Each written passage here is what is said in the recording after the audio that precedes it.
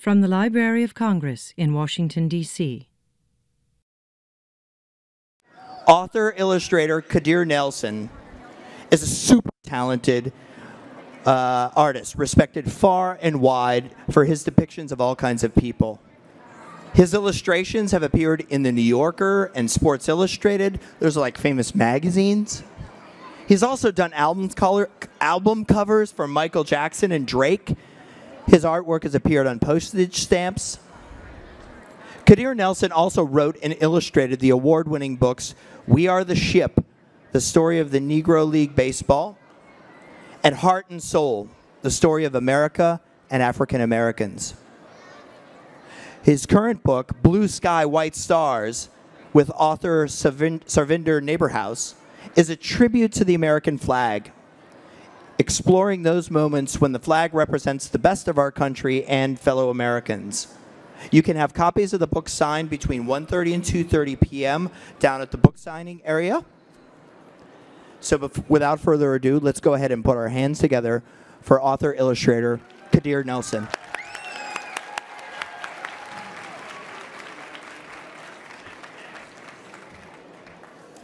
Thank you very much. Good afternoon. Thank you. Thank you. It's a pleasure to be here. I am a son of Maryland. I was born in Maryland, so it's really nice to be home. So, like I said, it's a pleasure to be here. I am thrilled to talk to you about my new book, Blue Sky, White Stars. Is written by Sarvinder Naberhaus, and it is a celebration of the American flag, of the land, the symbolism of the flag, and the people. Now, if you're not familiar with my work, I've been illustrating books for quite some time. I've illustrated probably about 30 books. I've been drawing since I was very little, about 3 years old. Do we have any 3-year-olds here? Any 3-year-olds? Does anybody have a 3-year-old brother or sister? Has anybody ever been 3 years old before? At least once? Yep, I've been drawing that long, since I was that little. And I've been practicing every day. And if you want to get good at something, what do? You practice, right? That's the only way to get better at it. So I've been practicing for a very, very long time. And recently I was asked to illustrate this book, Blue Sky, White Stars, and I thought it was a really great way to celebrate where I'm from. I'm from America, and I wanted to celebrate the American flag, its people, the diversity of its people, the diversity of the land, and this was a great opportunity to celebrate all of those things. So I'm going to take you. Has anybody seen the book yet? No? Well, if you haven't, you're going to get to see it now. So here are a few images from the book, Blue Sky, White Stars. So basically what the author did, the text is very sparing, but it's very powerful and poignant, and it makes a parallel between the colors of the flag, the symbolism of the flag, and the land, the people, and its history. So the book starts off with very simple text. It says, blue sky, white stars. And of course, in the American flag, you'll see the blue behind the white stars. And each of the flags in the book they correlate to the time in history that's being shown in the image on the opposite page. So here you'll see a picture of the Statue of Liberty, blue sky, white stars. On the opposite page, you'll see the flag. So you can make a connection between both images. The next page, it says red rose. So you'll see a red row of what? Of trees. And then on the opposite side, you see red rows of the flag. The next page is white rose. So you'll see white rose on the right-hand side on the American flag. And on the opposite side, you see images of, what is it? Anybody know what that is? What is it? A carriage? It's from the Oregon Trail. You see all those bandwagons, all the covered wagons? And you'll see white lines of the covered wagons. And then it says red, white, and blue. So you get to see the colors of the flag in nature. So you see a red barn and red, white, and blue sky and snow. Old Glory. So you'll see a contrast of nature and then a man-made demonstration of Old Glory, which are fireworks over the Brooklyn Bridge. Sea waves, and then sea waves.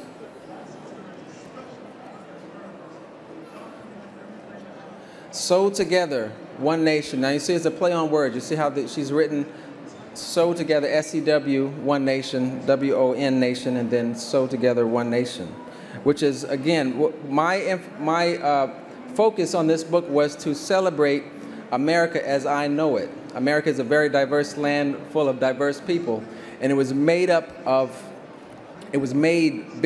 by a very diverse people. Well worn. You see Abraham Lincoln, his face after having been president for several years and faced a lot of adversity, so his face became very well worn, just like the American flag. Woven together. So you see marchers on the mall during the Civil Rights Movement, on the March on Washington, and everyone is there together, marching for jobs and freedom. Here's another image. It's all American. So you'll see on the left-hand side, you'll see a baseball game played at Wrigley Field. And then you'll see a grandfather and his son, or great-grandfather and his son, a great-grandson, listening to the game on the radio. Now this one was interesting because I wanted to, whenever I'm illustrating a book, I think of images that make me feel good. And one of my precious memories was sitting on the porch with my grandmother eating Cracker Jacks when I was a little kid in Atlantic City. So I figured I'd tie those two memories together. And also, quite interestingly enough, I painted this it was well before, I think it was in April or May of last year. And then the following fall, the Cubs ended up winning the World Series. So that was my prediction of the World Series. Stand proud. So here we have an image of many of the people who participated or experienced the American Civil War of all races and genders. There's actually a woman who's standing second from the right, but there's Harriet Tubman on the right, and then there's a woman who's posed as a male soldier. Apparently there are a number of women who saw battle during the Civil War, who had donned Civil War uniforms posing as men so that they could participate in the battle. And also there's Native Americans, there's a Japanese soldier, a Spanish soldier all the way on the left, and a white soldier on the second from the right. So it was a combined effort. So I wanted to emphasize that part of American history. And on the right, you have a graduate, who's a female graduate who's posed a doctoral candidate who's graduating and receiving honor. My girlfriend very graciously posed for this one, so that was very nice of her. Here's one it's called Rising Up. So you have a parallel between an Army vet, a military veteran flying a flag, as well as on the right-hand side you'll see I think it's the Apollo 11, that the first spacecraft that landed on the moon, not the rocket, but what was inside. And initially, actually, when I was doing this image, I made a mistake of, I had the Challenger shuttle, or one of the shuttles the space shuttles that it was not launched until years and years later. I've had to go back and change that to make sure that it was historically accurate, because I know that there are a lot of people out there who really love history, and they love to tell you what you did wrong. So I didn't want that to happen, so I went back and changed it. And there's the same rocket flying past the bald eagle. So I thought the author did a really great job of making a parallel between the symbolism of the flag and the actual history, actual people, landscape, and so forth. So here they've landed on the moon, and it's planting the flag there, so you'll see reflection in the flag. But I did make one mistake on this image, but I'm not going to share that with you. I'll let you find that. It's not that hard to find. Red, white, and blue sky, white stars forever. So you'll see the flag has been planted, and the astronauts are heading back to the, I forget what that thing is called. It's whatever the spacecraft is that landed on the moon to go back home. And you see the Earth, the lander, what do you call it? The lander? That makes perfect sense. Okay, hold your question until I'm almost done. Almost done.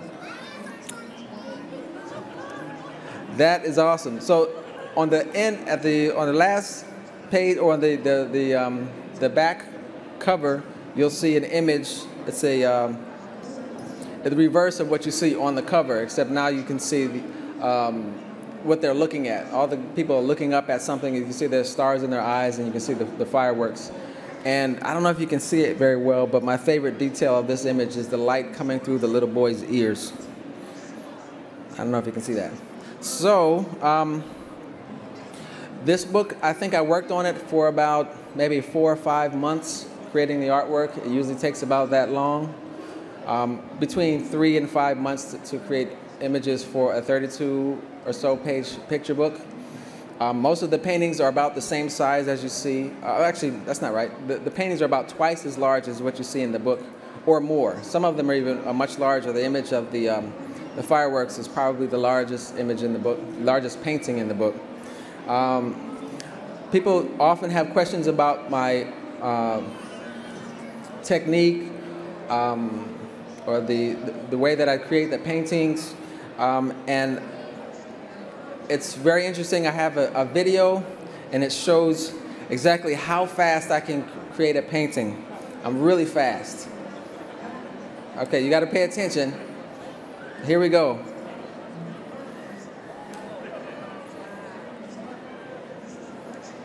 I'm working on the All-American painting here of the grandfather and his great-grandfather's great-grandson.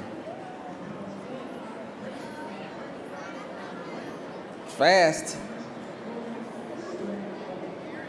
So I work subtractively, so I'll put paint on the canvas, and then I'll wipe the paint away to create values. That's just the first step. Then after that, I'll paint over that, and then I'll paint over that again. It usually takes about 3 or 4 days per painting. So we have a little bit less than 10 minutes to go, and I want to give you all an opportunity to ask questions if you have. And who had a question? Someone over here had a question. What's your question? Oh, yeah, you can go up to the microphone and ask your question. You forgot? Oh, that happens. Okay, we have another. If you have a question, just walk up to the microphone and stand in line so we can get through it. No, not this microphone, that microphone. You said microphone. How'd you draw the picture so fast? Oh, well, that was a joke. That was just, I think it's called time lapse on your phone. It records you at real time, and then it speeds it up real fast.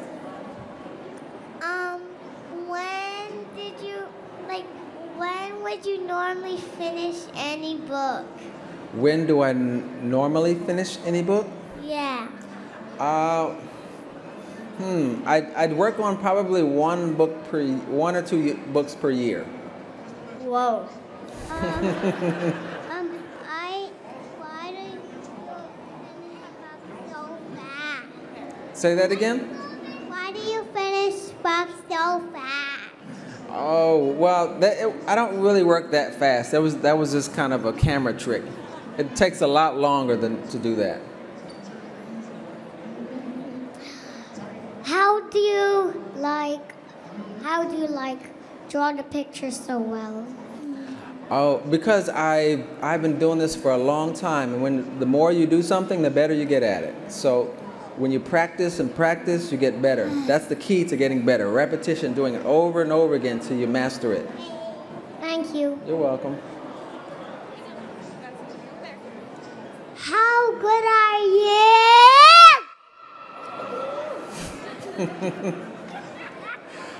Okay, well, I think you answered that question.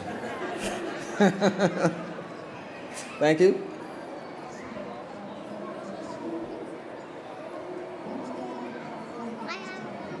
I can draw so fast and I can draw a building. Nice.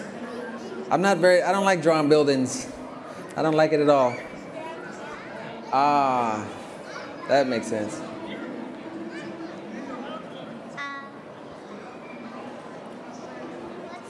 What's your favorite book My favorite that you like to draw? that I like to draw, I always say my favorite book is the next one that I'm working on.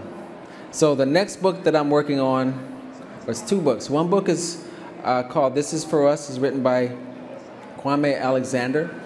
And then the next book after that is a book that I've written and will illustrate called Basketball. It'll be about the history of basketball. I'm really excited about that. I know the question you answered in the middle of the story. No shadows on the moon. No shadows on the booth? Oh, on the moon. Oh, there are no shadows on the moon? Oh, I didn't know that. Maybe I have to go back and fix it. Do you talk to the author before you write, like draw the pictures? Like talk to the author about what you want to paint? Do I talk to the author? Usually I don't. Usually I like to have my own creative space to create the artwork. Sometimes the author likes to tell me what to do, but that doesn't work out. Because I don't get to tell the author what to do, so they don't get to do the same. How did you come up with the title of the book? Well, I didn't come up with the title for Blue Sky. The author came up with the title for that one. But usually if I'm working on a book, if I've written it and I'm thinking about a title, I try to think of something that will encompass the whole book, that will make sense, that will put it all in a nutshell and make people think about what the book might be about. Something that will grab their attention. Did you mix colors? Do I mix colors? All the time. Half of the painting is done on a palette. It's mixing colors. That's half of the painting.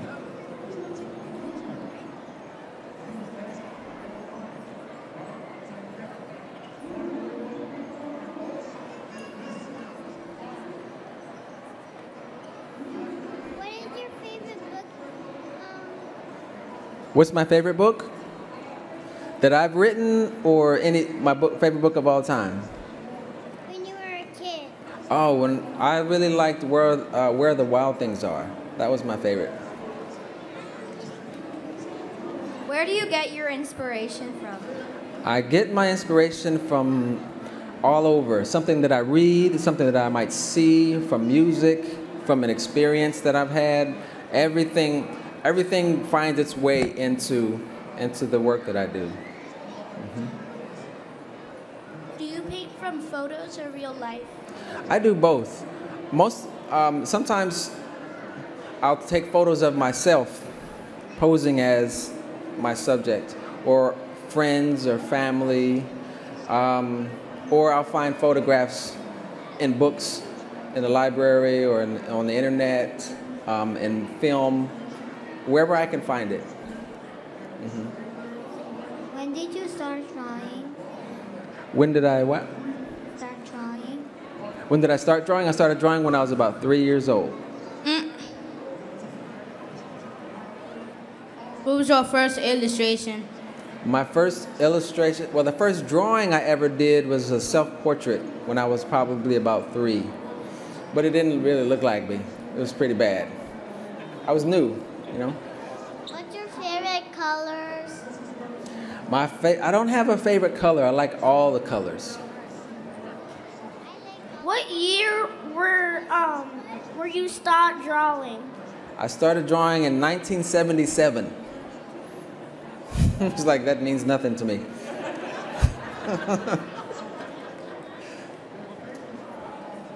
Who's your favorite artist? Oh, I have a lot of artists that I really like. It's a very long list. I like you ever heard of John Singer Sargent? Really like him. N.C. Wyeth. That's a very long list. Those are some of my favorites. Michelangelo, I like him too. Everybody likes him. How do you get your ideas for your books? I think of my past experiences. I think when I read the words, I see pictures. When you read, you see pictures in your head, right? When you can imagine what's going on. So whatever I think about when I read the words, then I'll make a sketch of that. And if it works, great. If it doesn't, then I have to keep working on it. How long does it take you to decide what to incorporate into your drawing? How long does it take? Say it again. How long does it take you to decide what to incorporate into your painting? How long does it take what to incorporate in the drawings? I'm actually pretty quick. It works. I can read a manuscript and have all these sketches done in a few days. You know, I just read it over and over and over again. Okay, I think we've run out of time, but thank you all so much. Thank you for all your questions. For getting in line. Thank you, I appreciate it. This has been a presentation of the Library of Congress. Visit us at loc.gov.